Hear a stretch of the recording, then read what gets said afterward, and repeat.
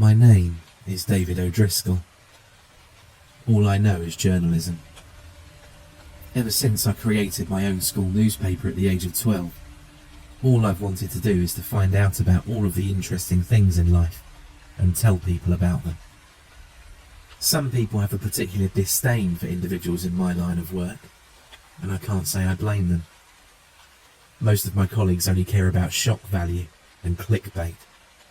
They'll do anything and say anything to create a good story. It's no wonder that journalism is a dying art. And it is an art. It's about shining a light on the humanity in a story, or uncovering the truth for all to see, not to make a quick buck. I've done a lot in my career so far to make myself proud. I've reunited distraught mothers and fathers with their long-lost children. I've uncovered corruption in local officials, and numerous other stories. I feel proud to do this job. I'm not sure I can say the same for many of the others I work with. However, as my bank balance would show, these kind of stories just don't sell newspapers or drive traffic to our website in this new world. These days, the most popular stories and articles thrive on speculation and gossip. As the old saying goes, never let the truth get in the way of a good story. Unfortunately, there's not much room in this industry for someone like me anymore. Print media is a dying industry, and it's all about driving as much traffic as possible through sensationalist or shocking stories. When I spoke to my editor a few days ago, he let me know he was going to have to let some of us go soon. The paper wasn't making as much money, and he had to trim the fat, as he so delicately put it. He said that when it came to him making the decision, he had to go with the staff members who were generating the most traffic and interest. He didn't outright tell me, but I knew that I was towards the bottom of that list as it stood. I've just got a mortgage with my wife. It really isn't a good time for me to lose my job right about now. Times are tight as it is, and losing my position at the paper would be the final nail in the coffin. Luckily, we don't have any kids at the moment, but we were planning to try soon. Looks like that idea's out the window while I have this hanging over me. I haven't told my wife yet about the troubles at work. She's a nurse. She has enough stress in her life at the moment as it is. As I woke up in bed this morning, with the first ray of light pouring through the curtains, I looked over at the other side of the bed. Empty. My wife was on the night shift at the moment, and we weren't seeing too much of each other. I'd be gone by the time she got back from work, and the only quality time we had together when she was on night shift was for a few hours in the evening. We'd grab a bite to eat and watch a show or two together, but then it'd be time for me to go to bed and her to go to work. I won't lie, it was tough. But she loved her job, just as much as I love mine. I was sitting on the edge of the bed, waiting for the cobwebs of sleep to blow away like usual. It seemed to be a more common theme lately, but my mind kept revisiting the conversation I had with my boss a week or so ago. I had to find a good story. I had to. But one thing I wasn't willing to do was compromise my morals. It had to be a real story, but fascinating enough to pique the interest of the public. All the way from getting up, grabbing a cup of coffee, stepping in the shower and getting in the car. I was racking my brain for ideas. For any seasoned drivers, we all know that bizarre autopilot which takes hold when you're going through your regular commute. Quite often, I'll arrive at the office after 30 minutes of driving, with absolutely no memory of how I got there. Your body just kind of automatically performs the movements, and your brain wanders off for you to get lost in thought. It's amazing how that happens. As I was 10 minutes into the drive, something broke through the autonomy. I like to stay connected to local happenings, which makes complete sense considering my line of work. I like to know what's going on in my local area. It's nice to feel part of a community. As I was taking the same turn that I take every day, the presenter was running through the "and in other news" segment that had some variety and levity at the end of the news. Normally, it's inconsequential things such as Mrs. Jones found her missing cat up a tree 2 miles away, or little Bobby found a coin in the yard that's worth thousands of dollars. Things that pique your interest but don't have any real depth. But this story managed to capture my attention in full. And in other news today, the radio presenter said with their buttery smooth voice. If you're still looking for a holiday destination this summer, why not a lighthouse? Only this lighthouse has a checkered past. The Surway Isle Lighthouse has been in disrepair for the past decade or two since closing. It was the scene of an unexplained disappearance for 3 lighthouse keepers in the early 1900s, presumed to have perished in a heavy storm. Since then, it's been bought and renovated into a summer home for rent. So if you'd like to stay for a week or two at a place with history and character, in solitude from your normal hectic life, why not give this a try? The lighthouse has been available for weekend and weekly stays since the start of the year. Unexplained disappearance is the phrase that caught my attention. This had all the markings of a great story. It had intrigue, mystery, and also a unique setting. It wasn't every day that you heard about a lighthouse, especially one in such a remote location. Although I wanted to do a bit of research beforehand on the background, I decided there and then that I had to try and stay there. It seemed like it had almost been fate for me to hear that news story, as if I was being given one last chance to save my career. And if it didn't lead anywhere, at least I would have had a vacation for once. It had been years since my last. For the last 15 minutes of my journey, everything else faded away into nothing. All of my previous thoughts and worries about my job and my future. My mind always wandered back to the lighthouse. What happened to the 3 lighthouse keepers? Was there anything nefarious involved, or was it just an unfortunate accident? Is there any evidence left to suggest what happened to them? These questions were swirling around my head constantly. It almost became an obsession. This could be the perfect story I'd been waiting for. As I arrived at the office building, I was almost in a trance. I could think of nothing else. I even forgot my coffee in the cup holder of my car. I tapped my pass onto the card reader by the front door, nodded a greeting to the security guard, and climbed the single floor of stairs that led to my office. Luckily, there were hardly any of my colleagues in today. No doubt the pessimistic announcement from my boss had sent similar shockwaves through them as it did me. I'm sure they were also out and about, looking for the perfect story that would save their jobs. I sat down at my desk and logged in. As always, one of my favourite ever pictures greeted me as a wallpaper. My wife and I on our wedding day. I didn't want to let her down. I had to make this work. With a brief respite to reflect, I opened my web browser and got to work. Surway Isle Lighthouse was the first search term I tried, but I was only greeted with geographic entries and the news story that was broadcast earlier. According to an online encyclopedia, the lighthouse was located on a remote island 20 miles off the coast. The closest coastal town was 80 miles away from me, so I faced a 100-mile trip. Not too bad on the face of things. I noticed a few other key facts.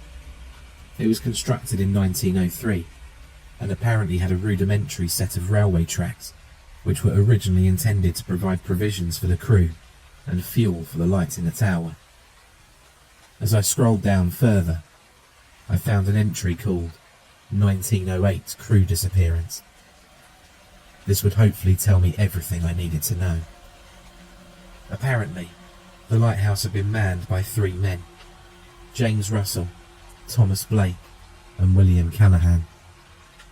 There was an abnormally fierce storm one night. and a passing passenger ship noted in the ship's log that the light wasn't operational.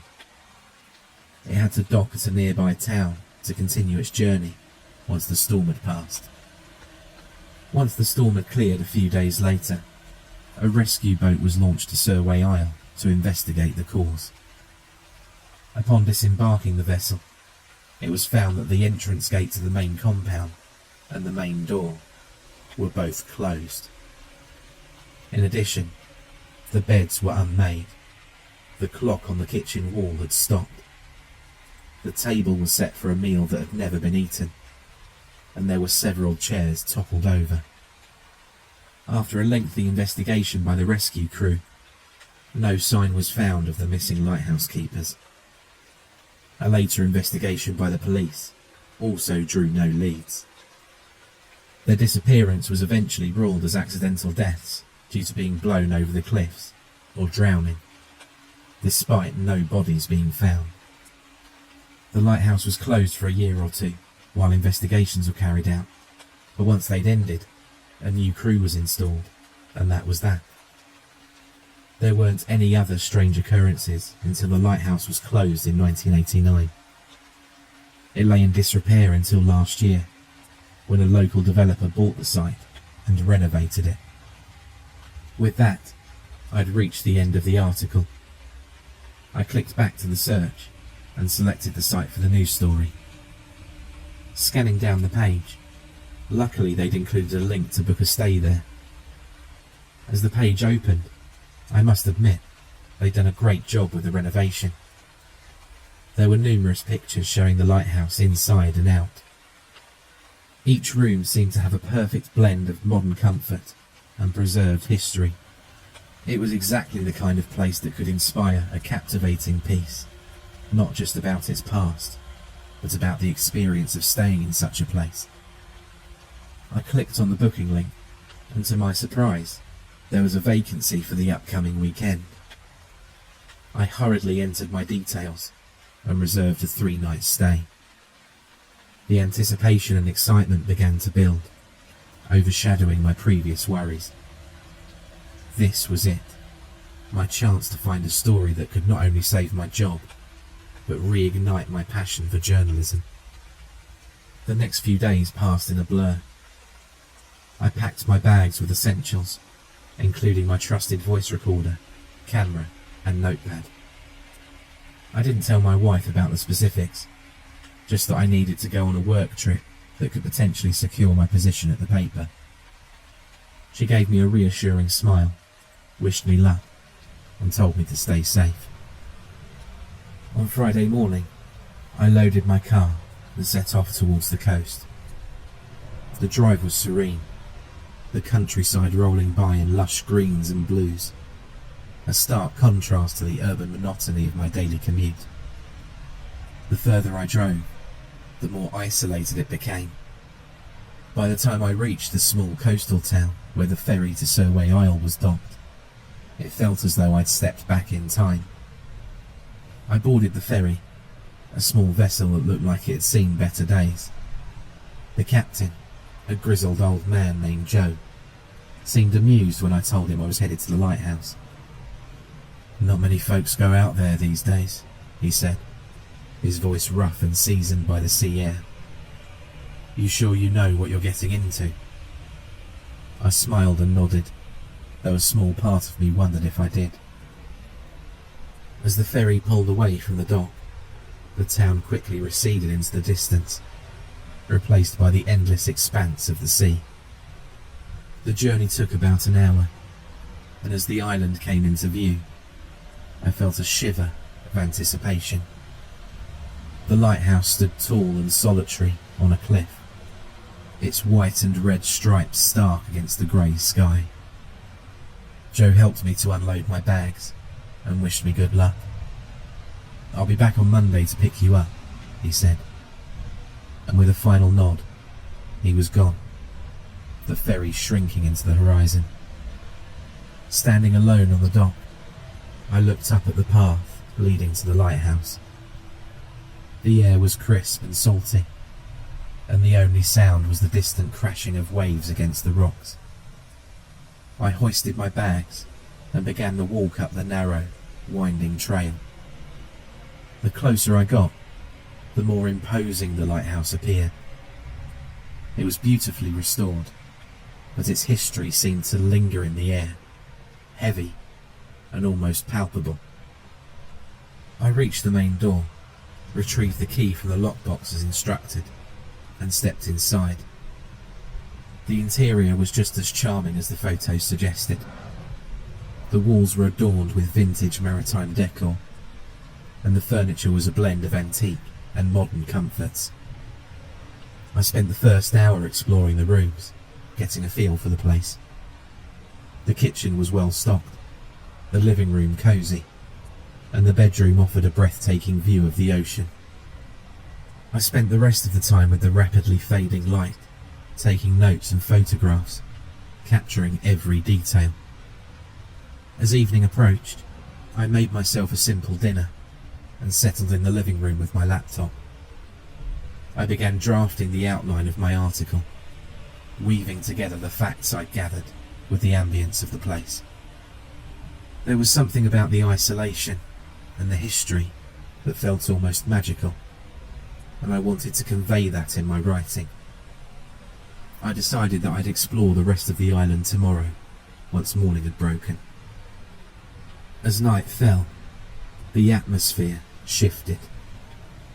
The lighthouse, which had seemed so welcoming in the daylight, now felt different somehow. The wind howled outside, and the old structure creaked and groaned. I tried to brush off the unease as just the natural sounds of an old building, but it was hard to shake the feeling that I wasn't alone. I must be imagining things. My imagination's running away with me, I muttered to myself. It's been a long, exhausting day. I must be tired. I therefore decided to call it a night and headed to the bedroom. As I lay in bed, I listened to the sounds of the night and the island. The wind, the waves, and an occasional distant foghorn from a passing ship. I drifted off to sleep, but my rest was uneasy, filled with strange, fragmented dreams. I saw the faces of the 3 lighthouse keepers, their expressions a mix of fear and confusion. They were calling out, but their words were lost in the storm. I woke up abruptly, my heart pounding. The room was dark, and for a moment I wasn't sure where I was. As my eyes adjusted, I saw a faint light coming from under the door. I got up and opened it, stepping into the hallway. The light was coming from the lantern room at the top of the lighthouse. It shouldn't have been on. I hadn't turned it on. I felt a chill run down my spine. I grabbed my flashlight and cautiously made my way up the spiral staircase. The light grew brighter as I approached, and when I reached the top, I saw the lantern was indeed lit, casting an eerie glow across the room. There was no one there. I stood in the doorway, trying to make sense of it. Maybe it was a timer or an automatic system I wasn't aware of. I took a deep breath and stepped into the room. As I approached the lantern, it flickered and went out, plunging the room into darkness. My light beam cut through the gloom, but it did little to calm my nerves. I heard a faint whisper, barely audible over the sound of the wind. I spun around, but there was no one there. The whisper grew louder, more insistent. It seemed to be coming from everywhere and nowhere at once. I backed out of the room and hurried down the stairs, my heart racing. My mind playing tricks, I breathed heavily. Back in the safety of the bedroom, I tried to rationalise what had happened. Maybe it was just my mind playing tricks on me, the result of stress and fatigue. I forced myself to lie down and eventually fell into a restless sleep. The next morning, I woke up feeling groggy and unsettled. Sticking with the plan I made yesterday, I still decided to spend the day exploring the island, hoping the fresh air and exercise would clear my head. I followed the old railway tracks that wound through the island, leading to various outbuildings and storage sheds. Most were empty, filled with nothing but dust and dirt. I found a small cemetery tucked away in a secluded corner of the island. The headstones were weathered and covered in moss, but I could still make out the names: James Russell, Thomas Blake, and William Callahan, the 3 lighthouse keepers. Seeing their names etched in stone made their story feel more real, more tragic. Forever in our hearts and thoughts, the headstones read. Taken from us too soon, but they never forgot their duty. On a small plaque next to the headstones, there was a small obituary explaining the history behind their untimely deaths. There was an odd absence of noise in the cemetery. Although it was small, it seemed as though the sound of the crashing waves were muffled or subdued in some way by the area itself. Silently paying my respects, I then walked down the small dirt path leading out of the cemetery and looked in wonder. The majestic lighthouse was on the opposite side of the island, and it certainly looked striking against the now blue sky.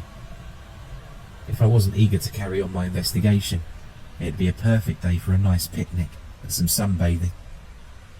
I'd already explored the lighthouse and the immediate surrounding vicinity, so I decided to take a rocky-looking path leading down the northerly side of the island, towards the bottom of the chalky cliffs. As I made my way further down the path, the way became more and more treacherous as I went. This clearly wasn't an often used route by tourists. Although I was making sure that my footing was sure and stable, my mind kept returning to thoughts of last night. Was it just my imagination? I was certain that the lantern at the top of the lighthouse was on, and it definitely sounded a lot like a whisper when the light disappeared. But sure enough, when I woke up, it was as if nothing had happened. There was definitely something off about this place, but I couldn't put my finger on it. I was both dreading and looking forward to tonight in equal measure. After admittedly much longer than I was expecting, I made my way to the bottom of the cliffs. The way down to the shore was blocked off by a series of jagged rocks. There was no way I was going to put my life in danger. It didn't look as though there was anything of interest in the distance anyway. As I looked to my right, though, I spotted an alcove, lined with rusted iron, presumably to stop the entrance collapsing. I peered my head inside. A short distance into the opening was a large weathered sign with bright red writing.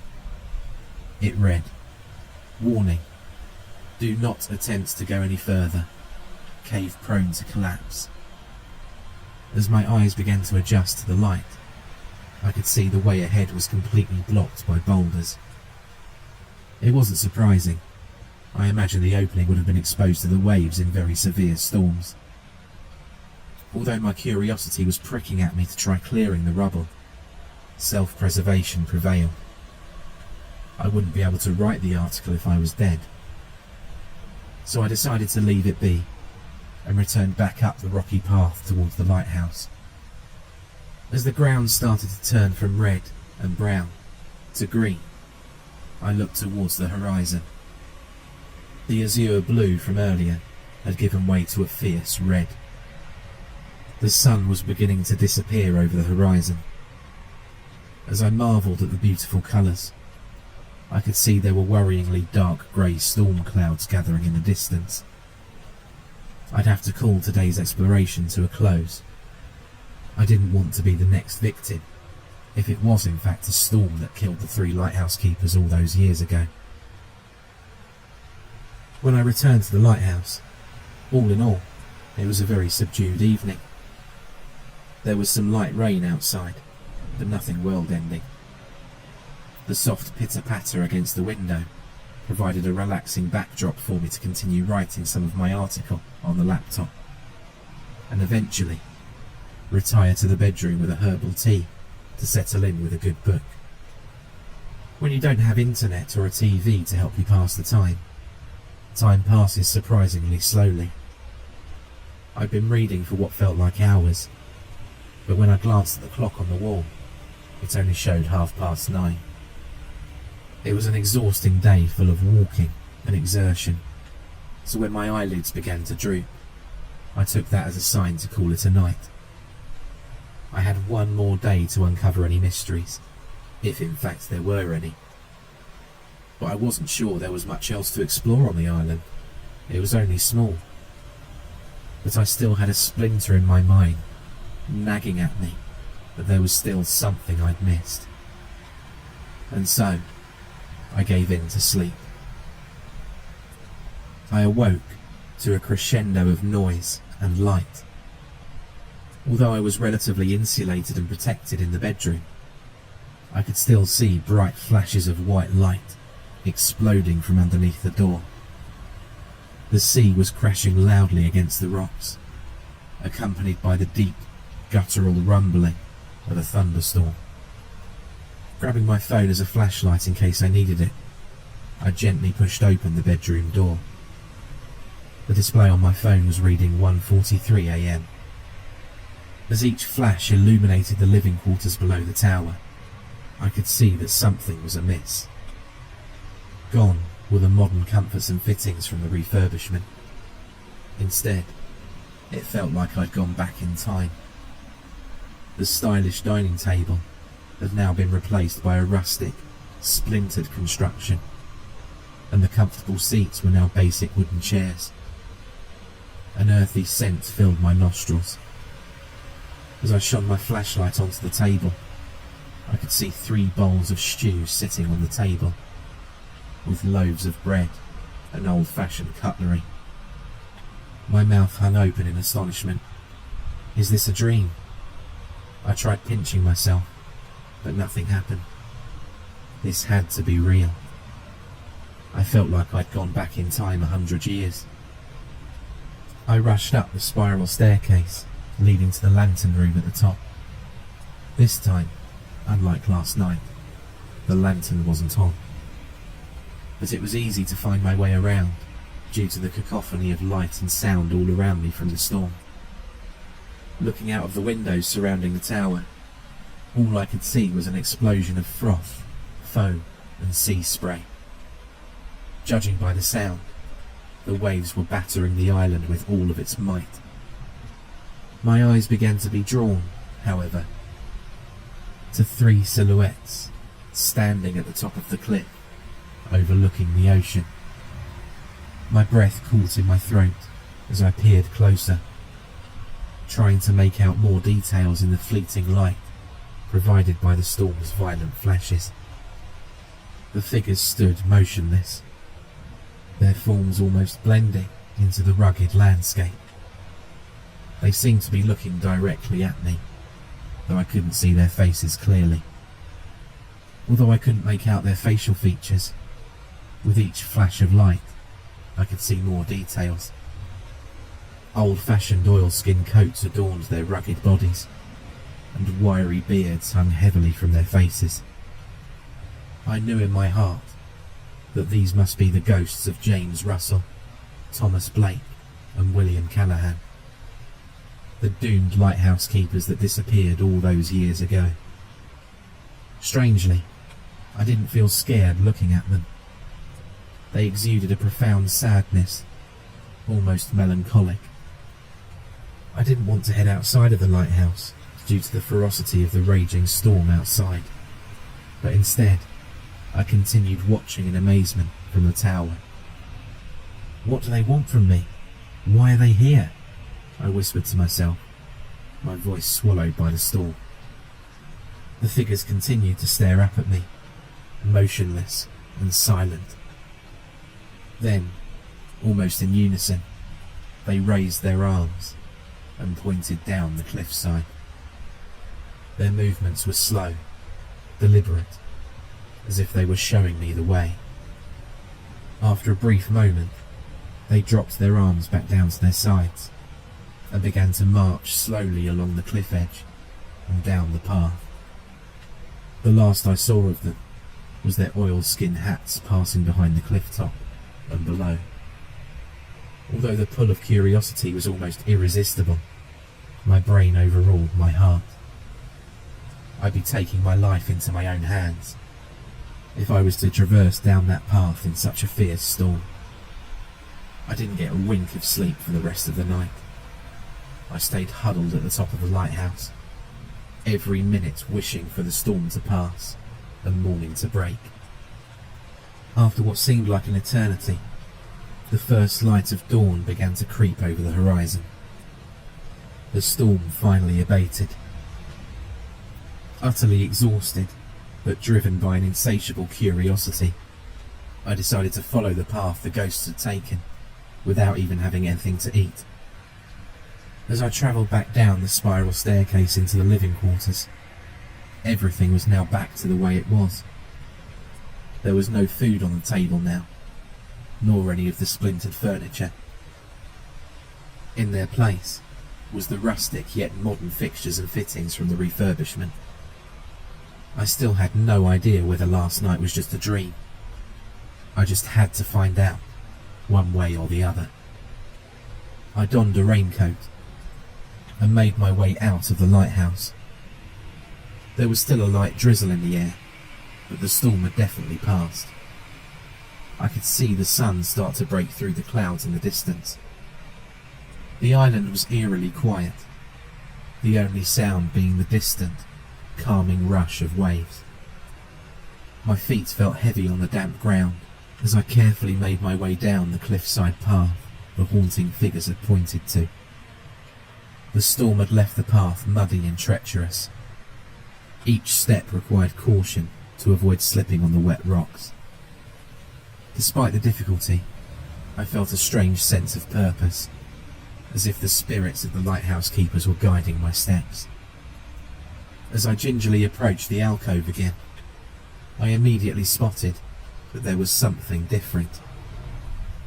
The sign and the boulders blocking the way had now disappeared into thin air, leaving a dark pathway into the bowels of the cave. I knew I was taking my life into my hands, but somehow I knew I'd be kept safe. I could sense the presence of the lighthouse keepers in the air, almost familiar, yet protective. Taking a deep breath, I ducked into the alcove once more. The air was damp and musty, the scent of sea salt mingling with earth. The pathway narrowed considerably, not far into the cave, eventually revealing a tight gap, just wide enough to squeeze through. The passage beyond was dark and cramped, but I pressed on, my curiosity outweighing my fear. After what felt like an eternity of crawling through the narrow tunnel, it finally opened up into a small chamber. The air was thick and stale, and the only sound was the faint drip of water from the ceiling. My flashlight swept across the room, revealing old wooden crates and rusted tools scattered about. There was also a collection of oil lanterns, long since rendered useless. But what caught my eye was the row of shelves on the far wall, lined with old, weathered logbooks. I approached the shelves in trepidation. The logbooks were covered in dust and cobwebs, but they were remarkably well preserved. I picked up the nearest one and carefully opened it, the pages brittle and yellowed with age. The entries were written in a neat, flowing script. They chronicled the daily lives of the lighthouse keepers, detailing their routines, the weather, and the ships they saw passing by. As I flipped through the pages, I found the logbook belonging to James Russell. His entries were filled with observations about the sea, the weather, and the occasional personal note about his fellow keepers. Then, to my amazement, I found some entries for the fateful night of the storm in 1908. The logbook detailed the final days of the three keepers. They'd chronicled their growing fear as the storm approached, strange occurrences in the lighthouse, and finally, their plan to seek shelter in the cave during the worst of the storm. Russell's handwriting was frantic, the ink smeared in places as if written in haste. December 12th, 1908, it read. The storm is unlike anything we've seen before. The wind howls like a banshee, and the waves crash against the cliffs with terrifying force. Blake and Callahan are trying to keep the lantern lit, but the wind keeps extinguishing it. We tried to send a distress signal, but the equipment failed. I fear for our lives. If we do not make it through this night, let it be known that we did our best to keep the light burning. God help us. The next entry was even more disturbing, written by Thomas Blake. Something is not right. I saw a figure outside in the storm, but when I called out, there was no answer. Russell is missing. Callahan and I searched everywhere, but there's no sign of him. The storm is growing worse. We're trapped here, and I fear we may not survive the night.